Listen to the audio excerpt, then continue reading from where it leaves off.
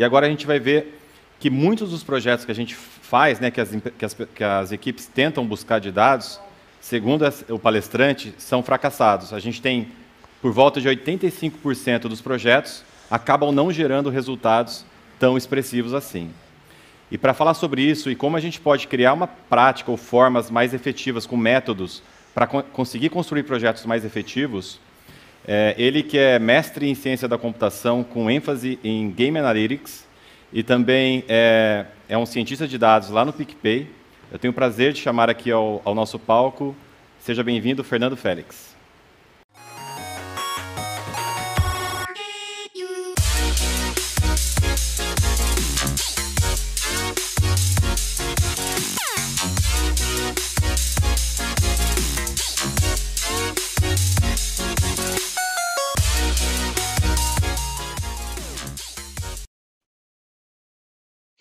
Olá pessoal, tudo bem?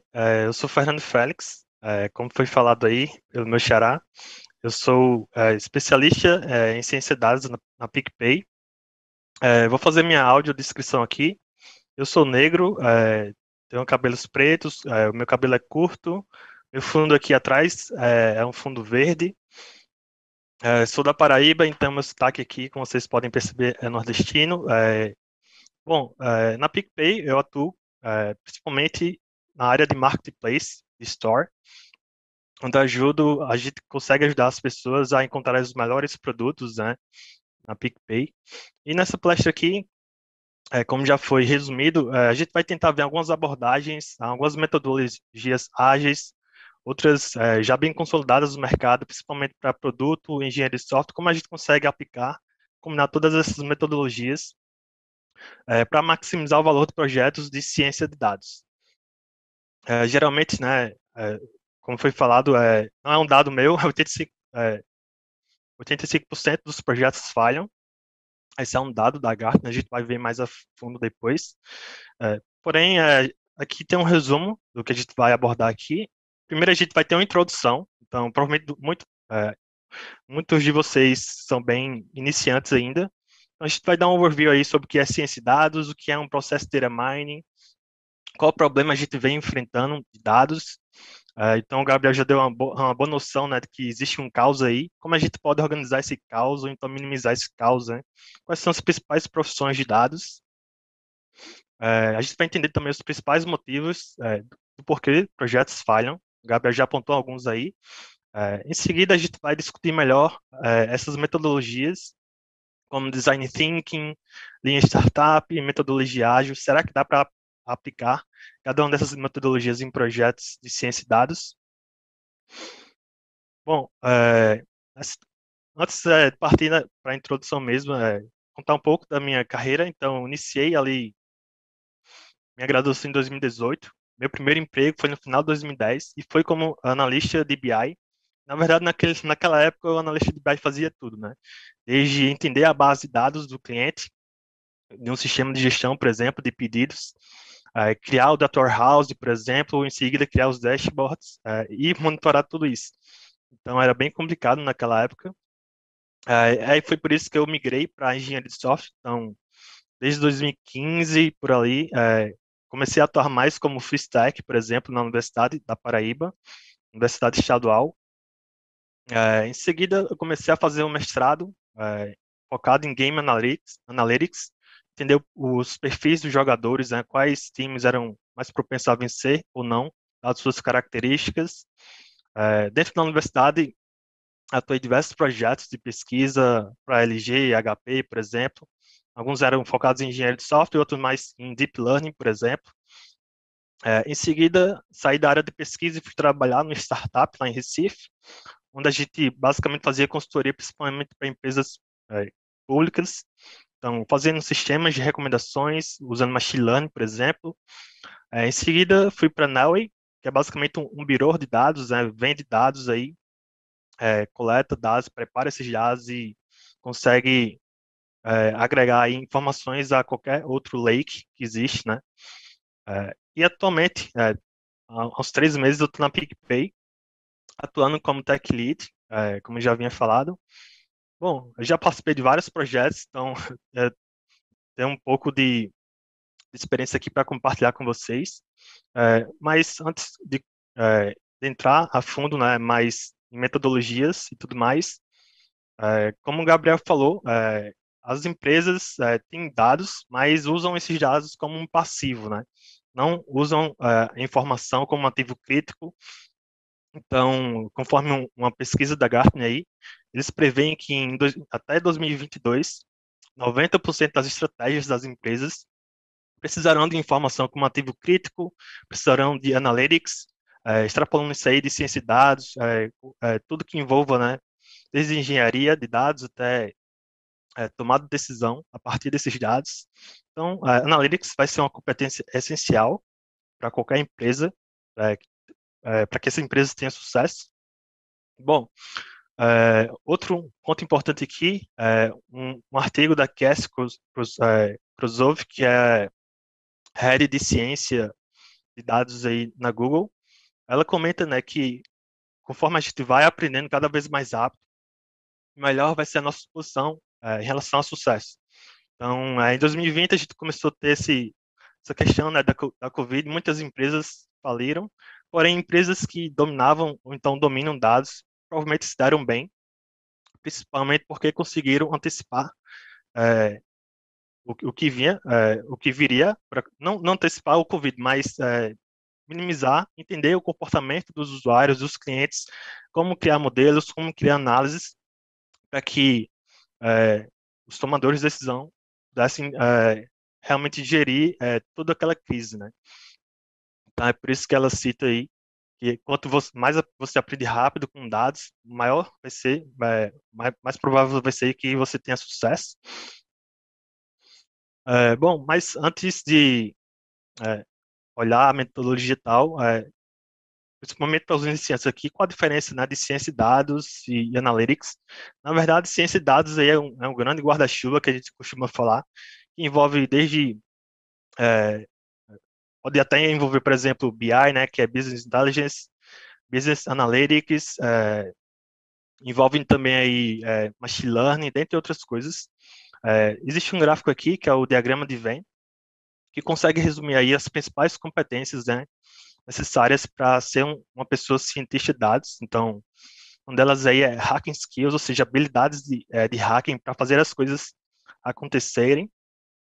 Outro ponto aí, outra competência é expertise no domínio, ou seja, você tem que ser especialista em um determinado domínio.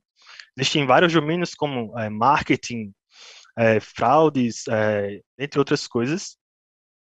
E outra competência aí é a estatística. Então, a estatística nos dá a garantia, né, de qualquer análise que a gente consiga fazer, qualquer previsão, a gente consiga ter uma robustez dos resultados, a gente consiga extrapolar de uma amostra de dados para uma população mais global, por exemplo. Tem algumas interseções entre essas competências, por exemplo, interseção entre hacking skills com estatística seria mais existe uma competência, uma interseção seria machine learning. Então, pessoas que têm essa competência focam mais em criar modelos de machine learning, ou então estatísticos. Tem interseção aqui entre hacking skills e expertise em algum domínio. Esse tipo de profissional foca mais em criar softwares tradicionais, por exemplo. E tem outra interseção aqui, que é entre a expertise de um domínio e também estatística univariada. Isso aí, geralmente, são os pesquisadores que estão atuando mais em universidades, por exemplo, né, que fazem pesquisas tradicionais. Bom, geralmente, né, quando um profissional tem todas essas competências, a gente chama de unicórnio, é bem raro encontrar esse profissional. E geralmente em projetos a gente tem várias pessoas com diferentes competências que conseguem se integrar entre si para entregar valor para um determinado problema de negócio. Bom, desse outro lado aqui da direita tem um diagrama que a Gartner fez que mostra os diferentes tipos de analytics. Então, a gente pode extrapolar isso aí também para a ciência de dados. Então, existem vários tipos de ciência de dados, analytics. O mais básico aí seria o tipo descritivo, onde a gente vai pegar o histórico de dado, né, tentar sumarizar isso aí para os tomadores de decisões, como os PMs, gestores. Então, por exemplo, se eu quero saber qual foi meu faturamento nos últimos anos, a gente consegue fazer esse tipo de descrição, extrair esse insight e o tomador de decisão vai olhar isso aí para ver se precisa de mais estoque no departamento, por exemplo. Em seguida, a gente tem o Analytics mais focado em diagnóstico, ou seja, dado que aconteceu um problema, como a gente consegue saber o motivo, né? Como a gente consegue investigar isso aí olhando os dados. Então, em seguida, a gente tem o Analytics mais preditivo, que aí envolve também modelos de machine learning, então modelos estatísticos, por exemplo, caso o gestor queira saber qual vai ser meu faturamento no mês que vem e meu estoque no mês que vem. Olhando os dados, o gestor vai ter noção melhor de será que eu tenho estoque suficiente para a demanda futura? Será que eu devo acionar algum fornecedor, por exemplo? Então, a Analytics preditiva ajuda nisso. Em seguida, a gente tem também o Analytics mais prescritivo. Então, a ciência de dados prescritiva que vai olhar os dados históricos, vai tentar extrapolar isso aí para o futuro, mas além de fazer previsões, vai também fazer recomendações, né? Então, aqui, por exemplo, a gente já consegue automatizar é, quanto de estoque vai precisar no próximo mês e automaticamente já acionar aí o fornecedor, por exemplo. E por último, tem o último nível que a Gartner fala, que é o nível de inteligência artificial. É onde aqui a gente consegue substituir por inteiro todo um processo, né? Então, geralmente em bancos, ou então no e-commerce, a gente tem as áreas de suporte. Então, existe um processo, né? São pessoas que têm dúvidas e pessoas das empresas que respondem essas dúvidas.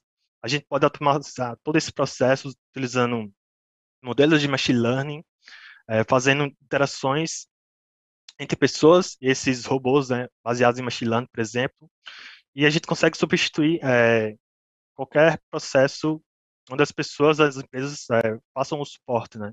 Isso aí pode ajudar ou não, né, a, as pessoas a terem uma maior satisfação. Bom, aqui é um resumo, né, do que é ciência de dados, o que é analytics, os tipos de analytics. Porém, existe também um processo já bem conhecido, bem antigo, que é o processo de mineração de dados, que é o CRISP-DM, que significa aí, né, é um processo padrão multi-industrial focado para mineração de dados, mas que isso aí geralmente tem sido bem utilizado para ciência de dados, analytics, ou então qualquer coisa que envolva dados. Então, isso aí já é bem conhecido e tem basicamente, esse processo tem basicamente seis processos macros, que é o entendimento do negócio, entendimento dos dados, preparação dos dados, modelagem, avaliação e, por fim, tem a implantação de um modelo, ou então de uma heurística, de uma análise. Bom, mas o que é cada uma dessas etapas, né? O que é cada um desses processos?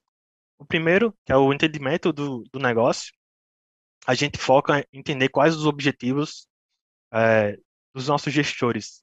Por exemplo, se a gente trabalha com marketing, existe um funil, em onde cada etapa do funil a gente tem uma série de objetivos, como ciência de dados, analytics como um todo, consegue ajudar em cada etapa, né?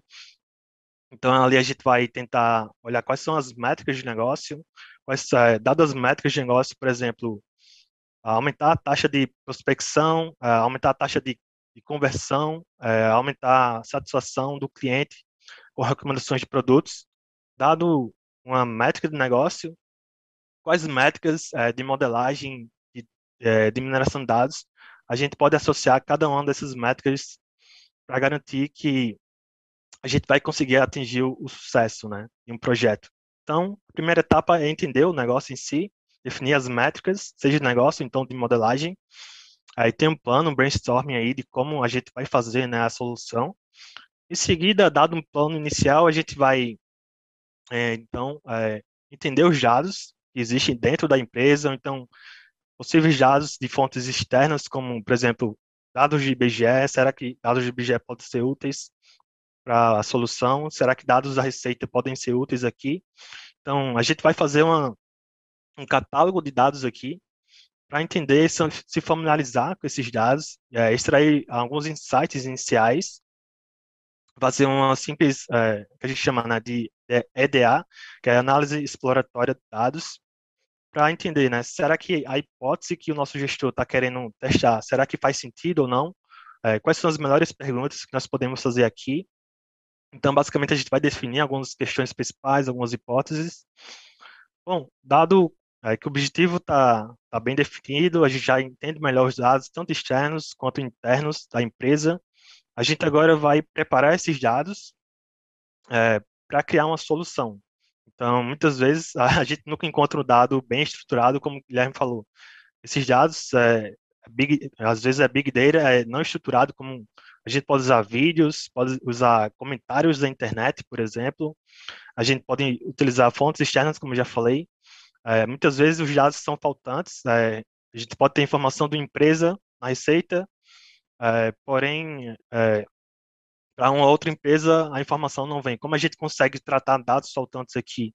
E além disso, como a gente consegue sumarizar todo o histórico, como a gente consegue, além de fazer a limpeza, né, como a gente consegue criar novos atributos, que a gente chama de features, né? Como a gente consegue criar novas features para criar a nossa solução, basicamente. Bom, então, depois da preparação de dados, a gente foca mais na modelagem em si. A gente vai pegar todo o dado que já foi preparado, já é bem conhecido. A gente vai tentar criar uma solução.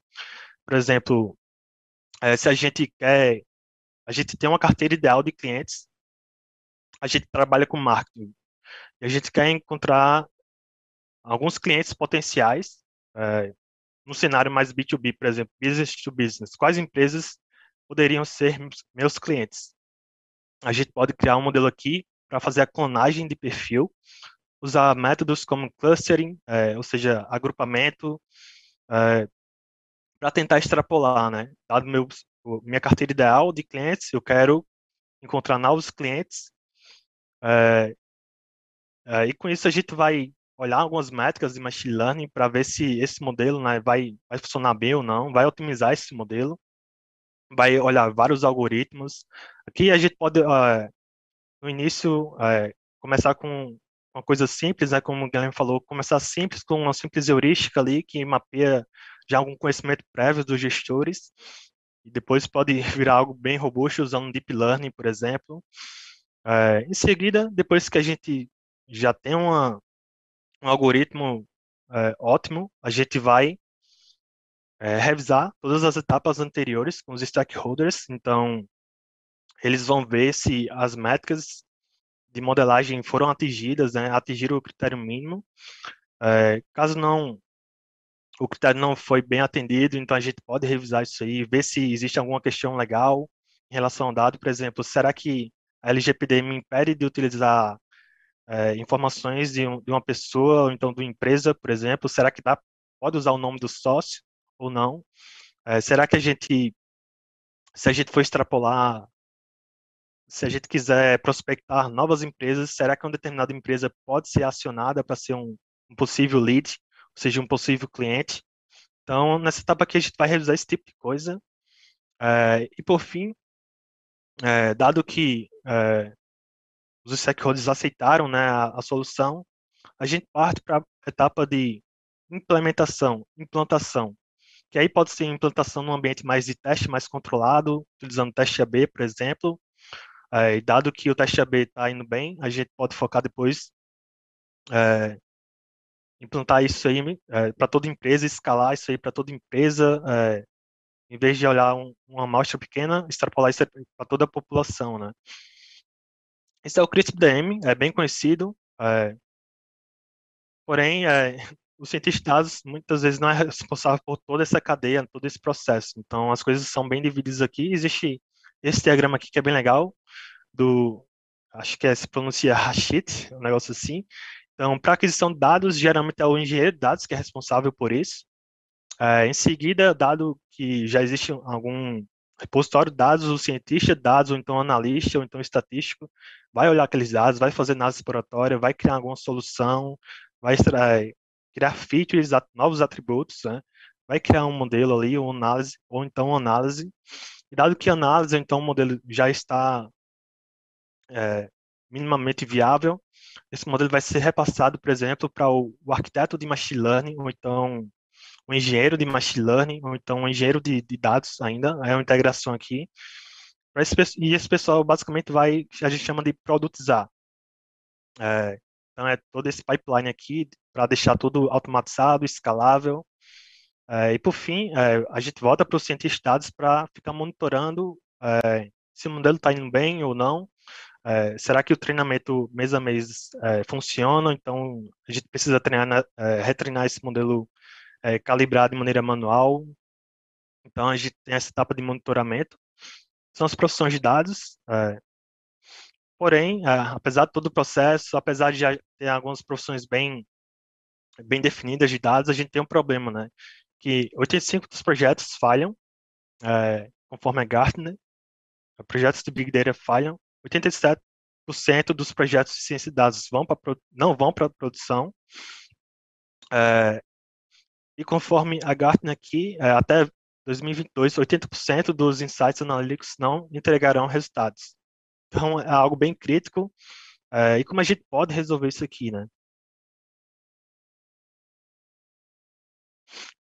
Antes de entrar no como a gente pode resolver, a gente vai olhar aí quais são os principais motivos, né?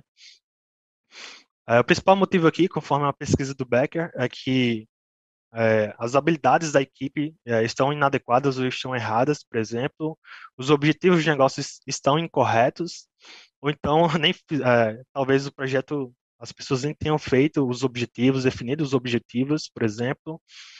O gerenciamento dos dados, como o Guilherme falou, a governança é importante aqui.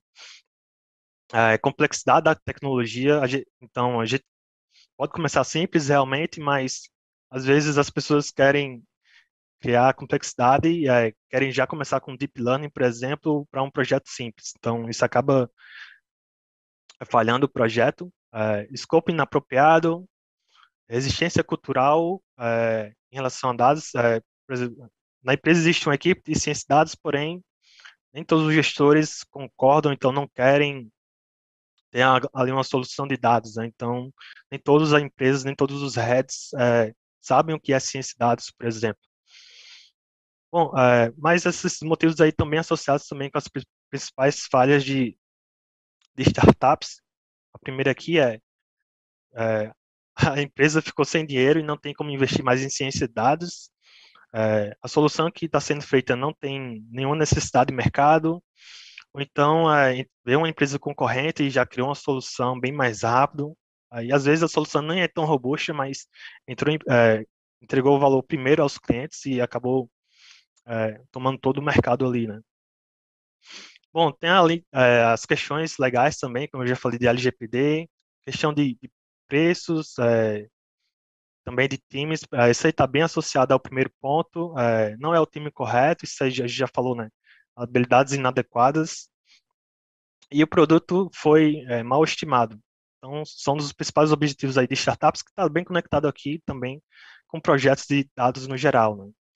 E tem dois pontos em relação a design, que muitas vezes as pessoas que trabalham com dados querem fazer precisamente o que o cliente pede, então muitas vezes o cliente nem sabe o que ele quer, ou então a gente pode ter uma abordagem mais arrogante e já supor que a gente já sabe o que o cliente quer, a gente vai fazer do jeito que a gente imagina, sem levar em consideração o feedback do cliente.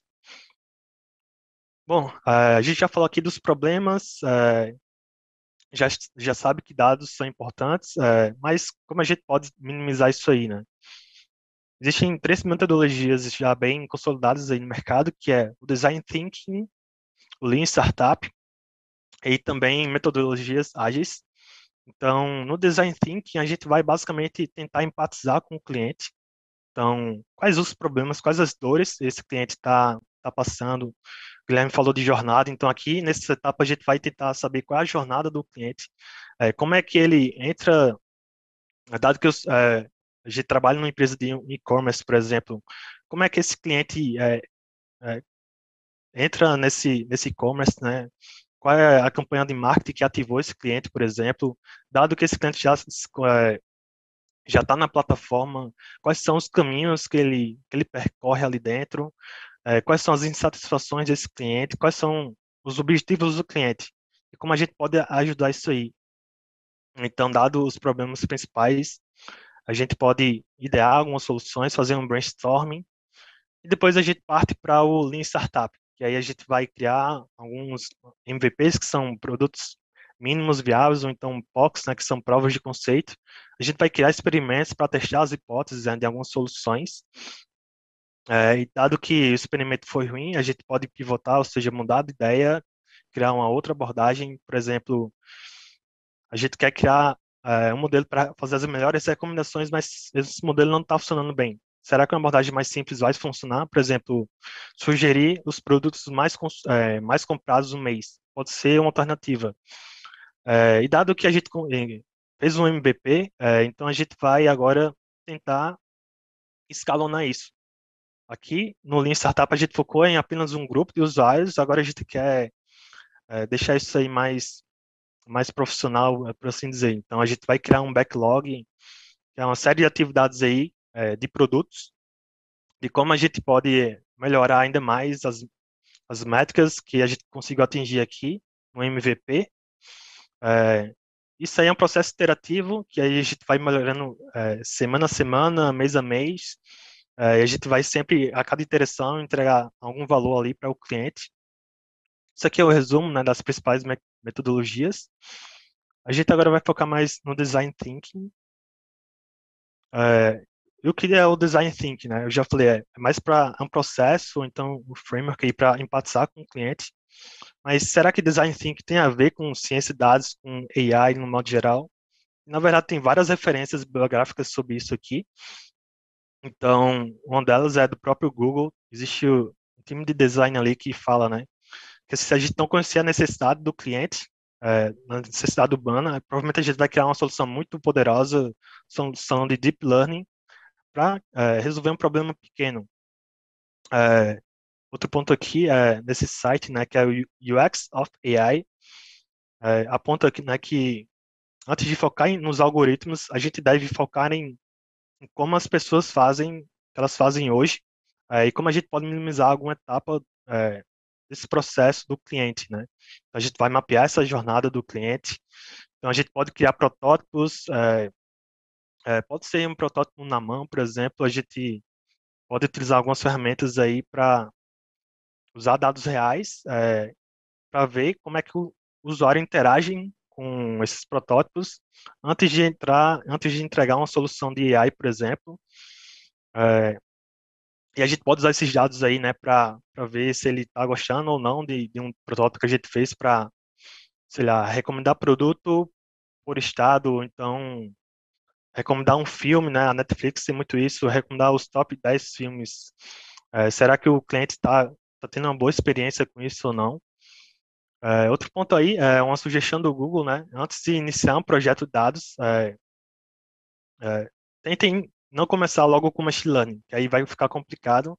Então, o Google aqui, conforme as regras de machine learning, sugere que a gente use uma heurística. E uma heurística é basicamente um processo que algum PM, algum gestor, algum analista de negócio já faz.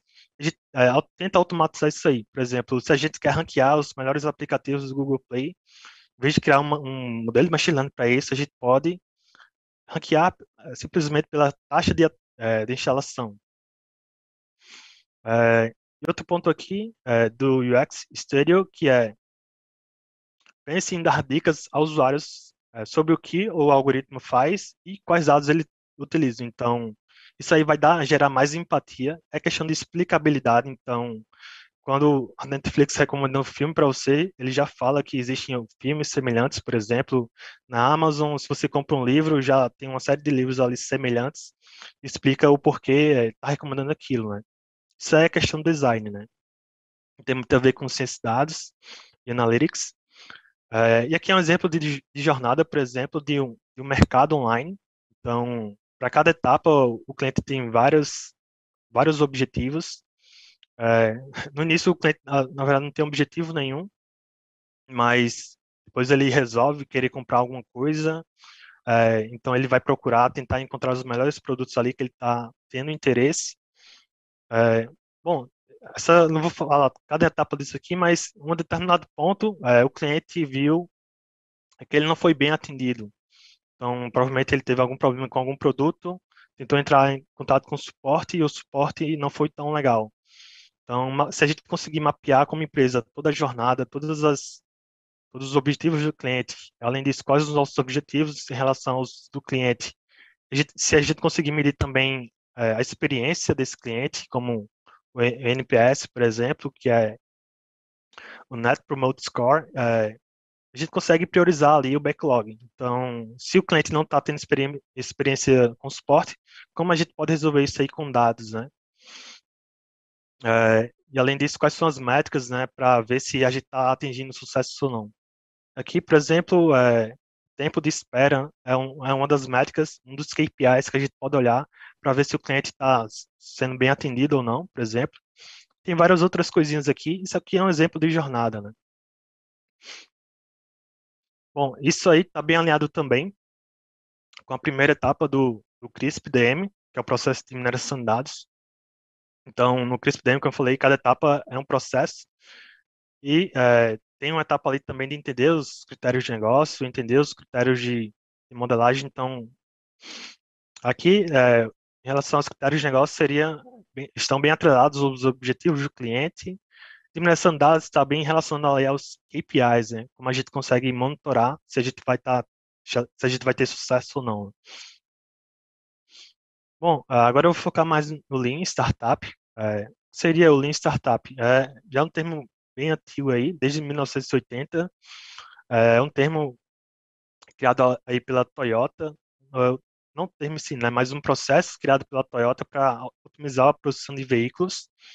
Porém, em 2011, o Eric Ries criou um livro aí, deu uma repaginada sobre esse conceito e mostrou como a gente pode otimizar produtos e serviços de uma maneira mais enxuta. Então, o Lean consiste basicamente em três etapas aí, que é a primeira coisa que a gente deve fazer é criar um canvas, basicamente imagina uma tela que a gente vai conseguir saber, olhar para a tela e saber os objetivos, quais recursos a gente tem, por exemplo, várias coisas, vários stakeholders, quais são os stakeholders ali que estão envolvidos naquele projeto. Segundo ponto é sobre testar hipóteses, principalmente com MVPs, como a gente já viu ali. Então, dado que existe uma hipótese, como a gente consegue experimentar mais rápido, como a gente consegue extrair o feedback dos usuários mais rápido ali. Será que essa ideia faz sentido ou não? Será que a gente pivota ou então será que a gente melhora a ideia? É o segundo ponto aí do livro, né? Lean Startup. E último ponto, dado que já existe um MVP, os clientes já mostraram que gostam, por exemplo, a gente vai consolidar isso aí, agora vai realmente criar um produto. Antes era um produto mínimo viável, transformar um produto ali que vai ser recorrentemente melhorado. É, Bom, falando um pouco sobre o Canvas, é basicamente isso aqui, né? Como já falei, isso aqui é o mais tradicional, que é o Business Model Canvas, a foco em negócios, onde a gente vai entender o perfil dos clientes, como a gente se relaciona com esses clientes, os canais que esses clientes é, fazem com a empresa, né? Por exemplo, os principais recursos, os principais parceiros, atividades, tem várias coisinhas aqui, mas será que faz sentido aqui para ciência e dados também? Bom, para ciência de dados existem alguns Canvas. Tem aqui, por exemplo, o Software Analytics Canvas, que vai pegar o Canvas tradicional e dar uma repaginada ali para entender, por exemplo, quais insights a gente quer entender para um determinado problema do cliente. A gente viu que o cliente tinha problema com o suporte, como a gente pode extrair algum insight dos dados, né? Quais dados a gente pode olhar para ver se faz sentido ou não ter esse projeto. Às vezes a gente nem tem dado, então possivelmente o MVP nem vai para frente, né? Então isso aqui já fica mapeado no Canvas. Tem um Canvas aí também para Machine Learning, que aqui vai focar bem mais em Machine Learning.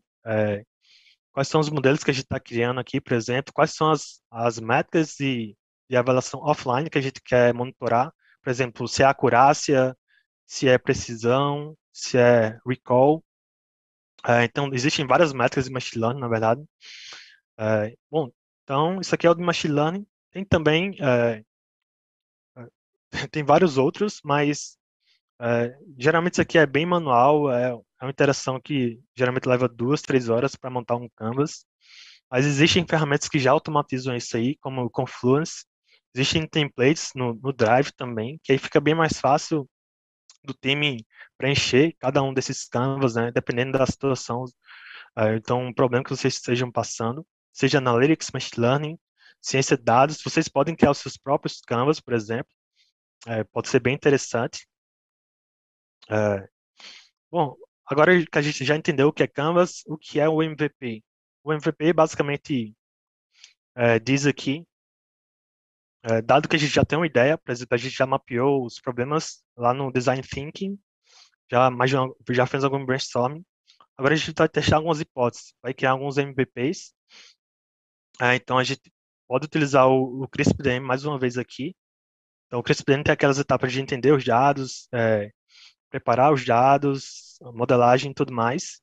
Então, qual é a solução mínima que a gente pode fazer em cada iteração para tentar entregar valor ao cliente? Se ele não está tendo satisfação ali no suporte, será que a gente pode criar um FAQ, né, as perguntas mais frequentes ali para ele já acessar e automaticamente ele mesmo fazer um self-service ali para tentar resolver o seu problema, né? Então, a gente confunde MVP, que é criar funcionalidades separadas e depois juntar tudo, mas não é bem isso, né? O MVP a gente procura sempre tentar entregar valor, seja entregando um projeto pequeno ali, então é, às vezes uma coisa simples pode resolver a vida do cliente, e você vai incrementando isso de modo que fique mais robusto, né? É, quando a gente já tem um MVP e coloca para testar, a gente vai tirar algumas métricas a partir daquilo ali, como um teste A/B, dado uma solução antiga e a nova, será que a solução nova está atendendo bem ou não? É, então a gente pode fazer, existem vários tipos de MVP, um deles é o concierge. É, basicamente a gente tenta simular como se fosse é, uma pessoa que, por exemplo, vamos supor que a gente quer construir um chatbot, só que a gente não tem dinheiro suficiente para criar modelos de machine learning. A gente pode fingir que a empresa tem um chatbot, só que na verdade são pessoas respondendo aquilo ali, né? Bom, isso aqui eu vou pular, eu já falei um pouco, né? A ideia do MVP é criar valor de maneira incremental. Depois que a gente tem um MVP bem consolidado, a gente parte aí para as metodologias ágeis para deixar isso aí tudo mais robusto.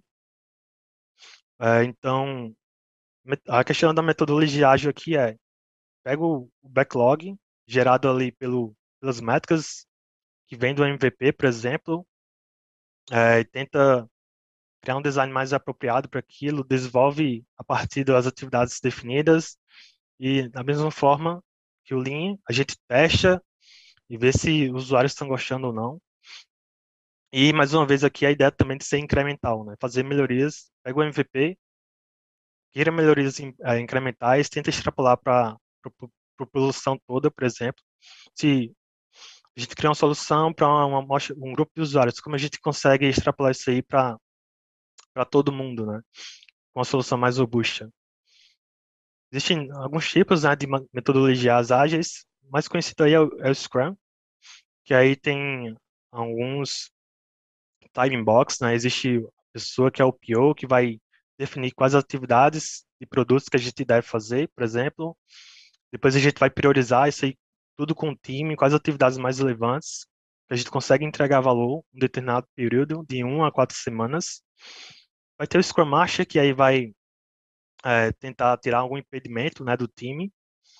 Em seguida, a gente vai finalizar essa atividade aí, vai tentar calcular métricas para melhorar esse produto, vai fazer a review com os clientes, retrospectiva com o time.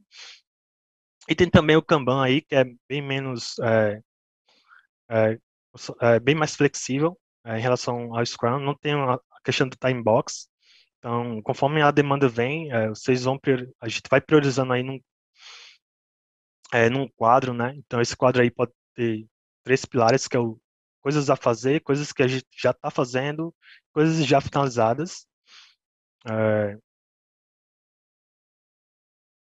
bom, existe principalmente essas duas abordagens. Opa, estourou o tempo aqui. Mas acho que eu já finalizei aqui.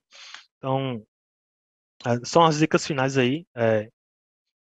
Tentar dominar os principais objetivos, não ter medo de lançar um produto sem machine learning, buscar sempre ter um repositório curado de dados, não reinventar a roda, sempre utilizar templates, o máximo possível para experimentação, validação, produção, e ter uma infra ali que possibilite experimentação rápida também, né?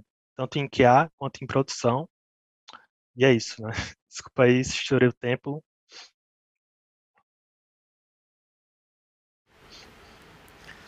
Obrigado, Dúvidas? Fernando. Muito bacana, cara, a sua apresentação. Foi bem esclarecedora aí todos os métodos. E a gente tem uma pergunta lá da plateia. Vamos lá? Rebeca, você está por aí? Bem-vinda. Tô sim, consegue me ouvir bem? E aí? Pode fazer sua pergunta, Rebeca. Boa tarde, pessoal. Fernando, brigadão aí, foi bem completo mesmo. Eu queria saber, ao seu ver, né, como você disse, a Analytics vai ser cada vez mais essencial para a sobrevivência das empresas daqui para frente.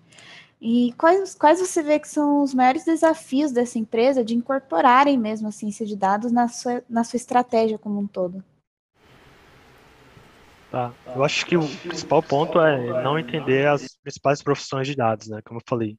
Às vezes o pessoal quer criar um time de ciência de dados, porém nem existe dados ainda na empresa. Então não tem nem o que fazer aí. Então acho que o primeiro ponto aí é realmente o fundamental, né? Então criar aí um catálogo de dados, criar alguma estrutura para as próprias pessoas do negócio criarem seus próprios dashboards, que a gente chama isso aí de self-service analytics, por exemplo, que aí enquanto esses gestores, essas pessoas vão criando seus próprios relatórios a partir de dados curados, né? Uma equipe de ciência de dados aí pode pegar esses dados e criar outros KPIs, que aí esses KPIs podem servir como entrada para criar modelos de machine learning mais robustos, por exemplo. Então, acho que é bem o que o Guilherme falou, né? Acho que é tentar começar simples e não começar da última etapa, né?